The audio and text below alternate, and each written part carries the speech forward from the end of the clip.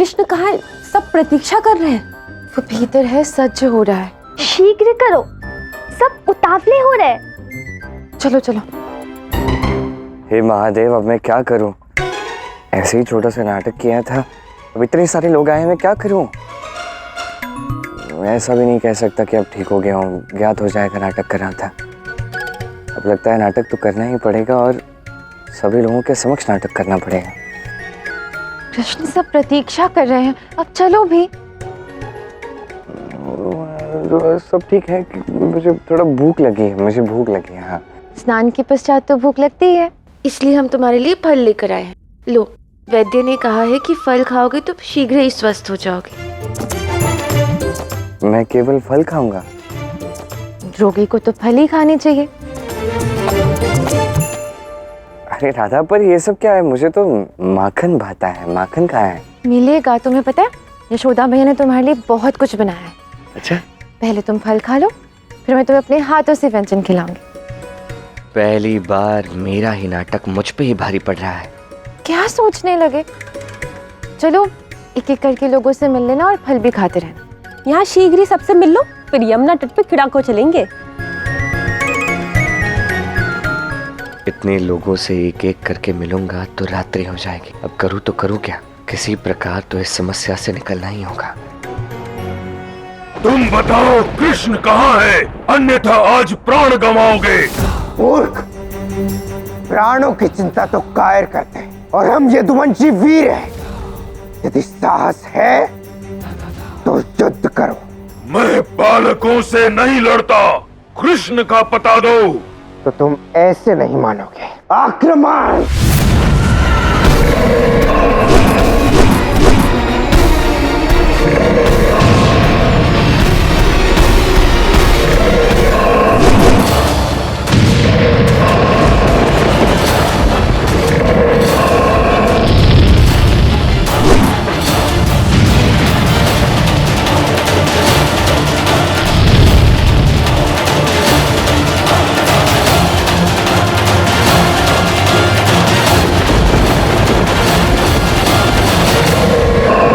कैसा असुर है? हमारा एक भी अस्त्र इसका हाथ क्यों नहीं कर पा रहा है? हम तुम महादेव के अंश, उनकी शक्ति का प्रयोग करो। उनके शक्ति के समक्ष कोई भी नहीं टिक सकता। जो भी करो बच नहीं पाओगे।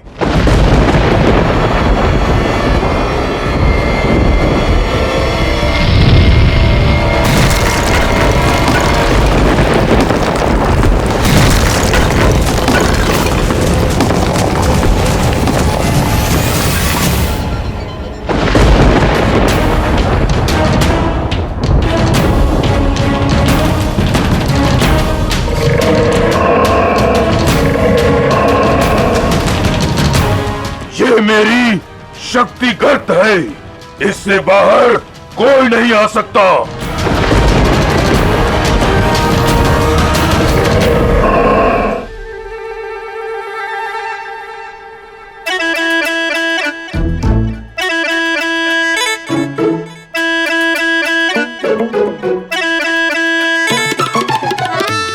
अब हम भी यहीं रुकेंगे, कृष्ण की सेवा करेंगे। देखिए, उठे उठे, इसकी क्या आवश्यकता है? देखो, यहाँ पे राधा है, गोपियाँ है, मैया है, बाबा है। थोड़ी बहुत पीड़ा है वो ठीक हो जाएगी। आप सब ना अपने कार्य में लग जाइए। नहीं नहीं, जब तक हमारी कृष्ण की चोट ठीक नहीं हो जाती, हम पंखा चलाएंगे, झूला झुलाएंगे, हाथ पांव दबाएंगे।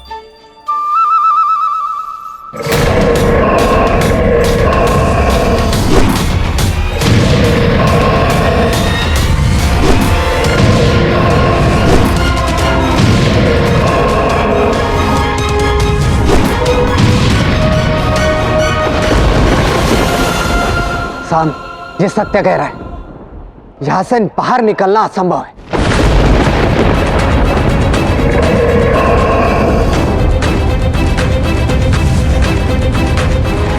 किंतु ये कैसे संभव है? ऐसा क्या कारण है कि इस गर्ज की शक्ति को कोई भी शक्ति नहीं तोड़ सकती? यदि मैं यहाँ से चला जाऊं तो तुम इस गर्त में सदा के लिए रह जाओगे। चाहते हो कि मैं ऐसा करूं? नहीं ना, तो कृष्ण का पता दो, अन्यथा मैं पहले द्वारका ही जाने वाला हूं।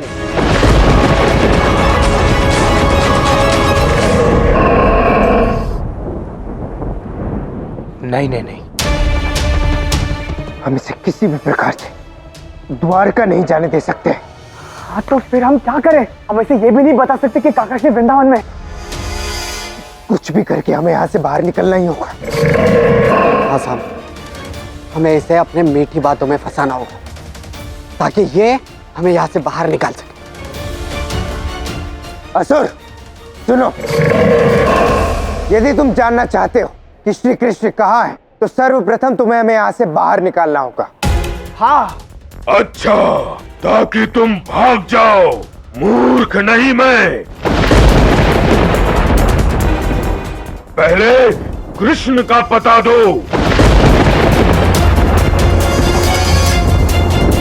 अब क्या करें, हमें इसे बताना ही होगा।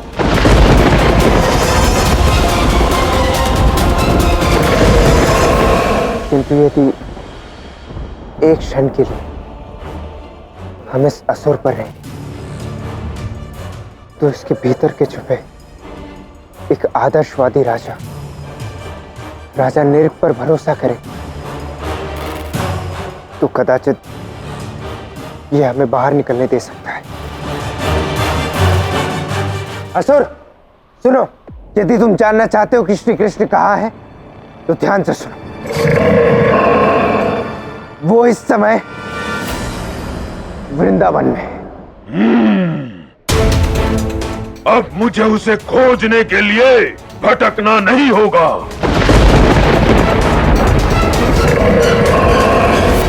मैं तो कहीं नहीं जाने वाला, अब यहीं आपकी सेवा करूंगा। उठिए उठिए। देखिए, सत्य में मैं आभारी हूँ कि आप सब यहाँ आए, कि आप सबको मेरी इतनी चिंता है, पर सत्य में इतनी बड़ी कोई समस्या नहीं है। अत्यधिक लोग हैं मेरी सेवा के लिए। आप अपने कार्य में लग जाइए।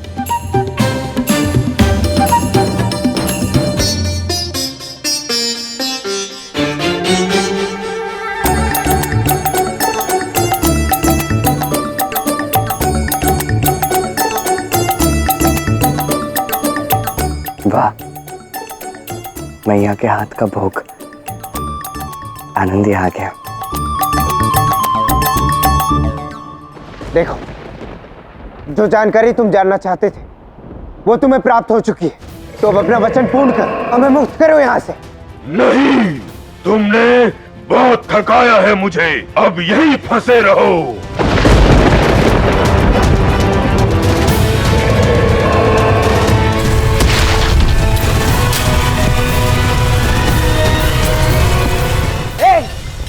क्या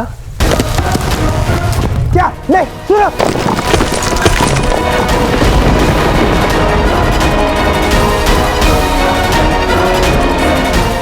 नहीं,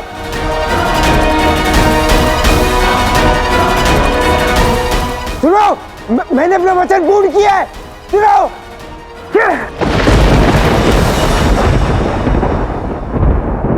अब हम क्या करें? वो असुर वृंदावन पहुंच जाएगा और वहां वो विध्वंस फैला देगा और हम कुछ भी नहीं कर पाएंगे।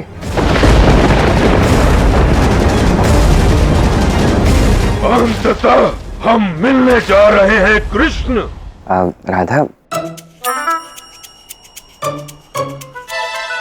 राधा क्या है, अब इतने सारे लोग आए ना यहाँ पे, तो इन सबसे मिलके मैं थोड़ा थक गया हूँ, तो मुझे लगता है मुझे थोड़ा विश्राम करना चाहिए। मैं चलता हूँ। सब समझ रही हूँ, तुम्हें भोजन की सुगंध आ रही है ना, इसलिए तुम्हें भूख लग रही है। किंतु वैद्य जी ने कहा है कि तुम्हें फलों का सेवन करना होगा और उससे तुम शीघ्र ही स्वस्थ हो जाओगे। फल खाओ। तो भोजन किसके लिए बनाया? अतिथियों के लिए। भूखे पेट भेजोगे उन्हें? राधा, तुमने तो कहा था कि तुम मुझे अपने हाथों से खिलाओगे। तो खिला तो रही हूँ, ये लो फल खाओ। बैठो।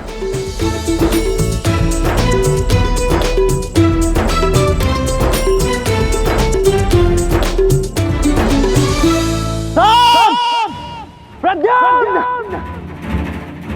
निषाद! पिताश्री, कहाँ रह गए ये बालक? कहीं इन्हें कुछ हो तो नहीं गया है? तुम लोगों ने सुना? ये तो ताउश्री का स्वर है। हाँ, मुझे भी उनकी ध्वनि सुनाई दे रही।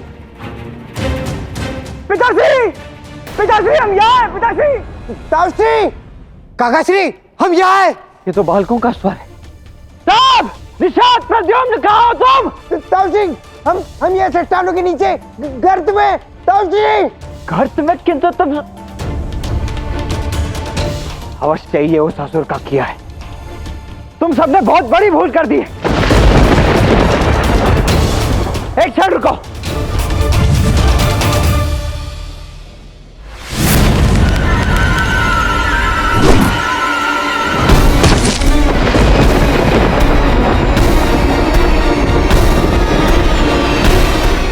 पिताश्री,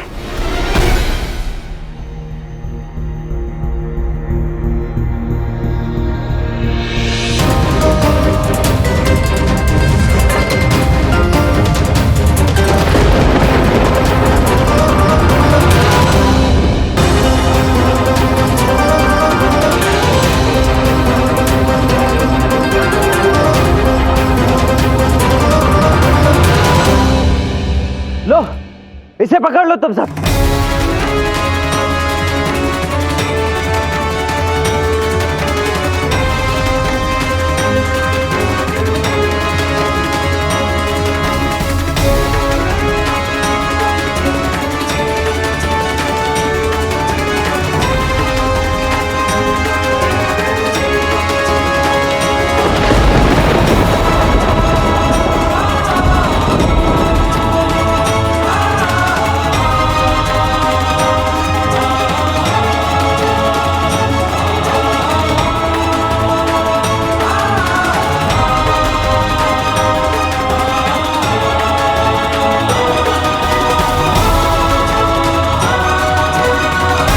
महादेव की कृपा से तुम सब सुरक्षित तो हो।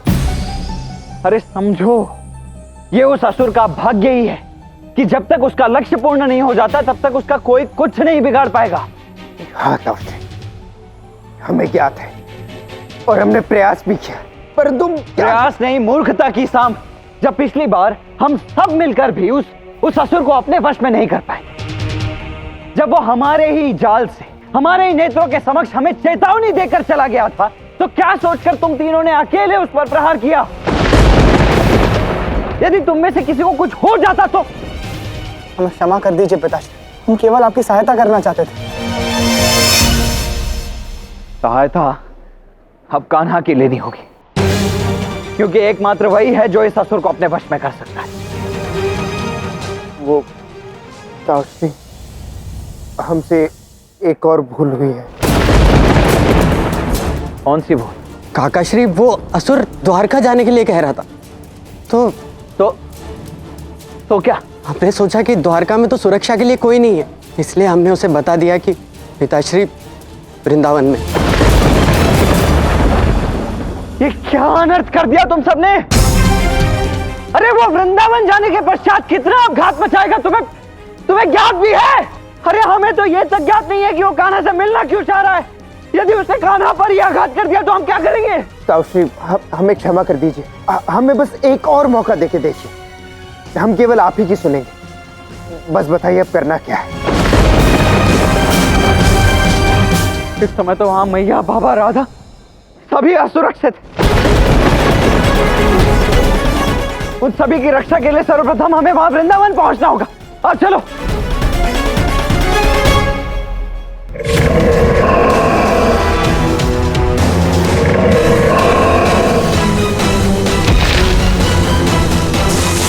बहुत प्रतीक्षा करवाया कृष्ण, अब देखो मैं क्या करता हूँ।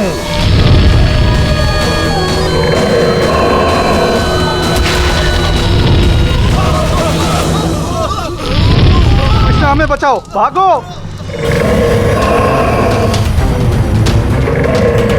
कहाँ जाएं? इस असुर के मुख की अग्नि से हमें कोई बचाने वाला है नहीं क्या?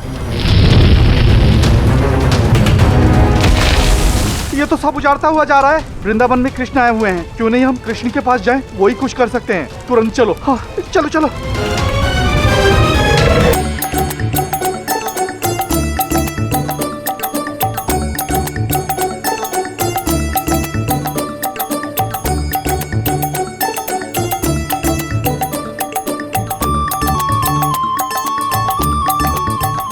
ये सब क्या है? तुम थके हुए हो ना, अस्वस्थ हो, इसलिए हमने तुम्हारे लिए ये सज्जा की है, तुम्हारे विश्राम के लिए। और ये वृंदावन के सबसे अधिक सुगंधित पुष्प मंगवाए हैं। और ये सुंदर आसन भी। चलो अब विश्राम कर लो।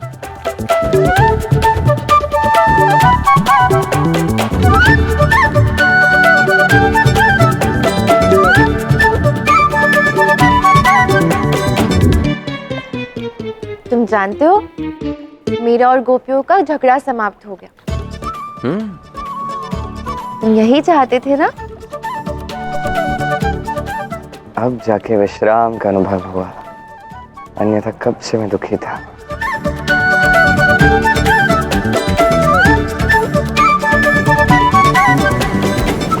अरे वाह। अरे रुको रुको, यहीं लेटे रहो, विश्राम करो, उठो मत। अरे संभल कर, कष्ट ना हो जाए, कमर अकड़ी है ना तुम्हारी। कभी कभी आवश्यकता से अधिक देखभाल भी पीड़ा ही देती है। ये लोग ऐसे ही मुझे लेटाए रखेंगे तो सच में कमर अकड़ जाएगी। कृष्ण, मैंने और गोपियों ने एक समझौता किया है कि अब हम नहीं झगड़ेंगे, कम से कम तब तक जब तक तुम ठीक नहीं हो जाते। कान्हा। अरे बाबा आप देखो, तुम्हारी मैया ने तुम्हारे लिए कितना कुछ भेजा है। लाइए रखिए।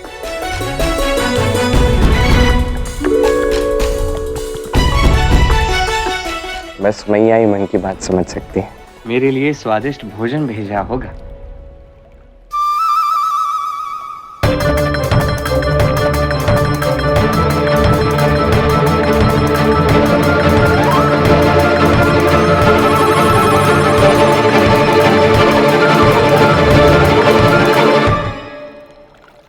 ये सब क्या है? अरे कान्हा, ये तो तुम्हारी कमर के लिए लेप है और 16 औषधियों का काढ़ा है, गौमूत्र है, खिचड़ी है और गोबर की राख से बनी हुई औषधि है, सब तुम्हारे लिए। ये सब मैया ने भेजा है? हाँ कान्हा, इससे तुम जल्दी स्वस्थ हो जाओगे। कृष्ण, मैया कितना प्रेम करती है तुमसे। शीघ्र ही इसका सेवन करके तुम शीघ्र ही स्वस्थ हो जाओ। कुछ हुआ होगा तो ठीक होगा ना मैं? कुछ कहा तुमने? नहीं, मैं कैसे कुछ कह सकता हूँ। वाह क्या बात है, कितना अच्छा। अरे कान्हा, तुम्हारी मैया ने अपने हाथों से तुम्हारे लिए इतने प्रेम से भेजा है, देखो खाना तो तुम्हें पड़ेगा। चिंता ना करो बाबा, मैं इसे अपने हाथ से खिलाऊंगी।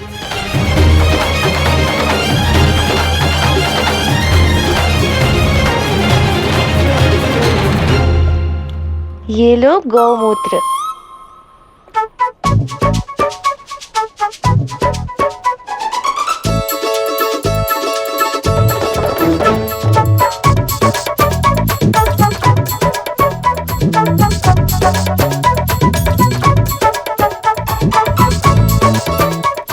ये लो औषधि। एक समय था जब राधा मुझे माखन खिलाती थी। आज गोबर की राख का चूर्ण खिला रही है, काढ़ा और गोमूत्र पिला रही है। कान्हा, कान्हा, तुम्हारी तरकीब तो उल्टी पड़ गई। अब लो आनंद इसका।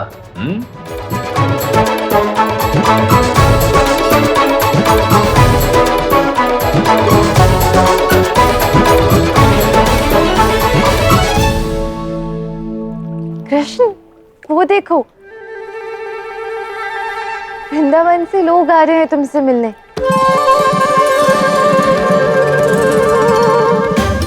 जहाँ जाऊंगा लगता है वैसा ही होगा मेरे साथ। इससे पहले कि ये झूठा इलाज बहुत दिन चले, मुझे कोई ना कोई मार्ग निकालना ही पड़ेगा।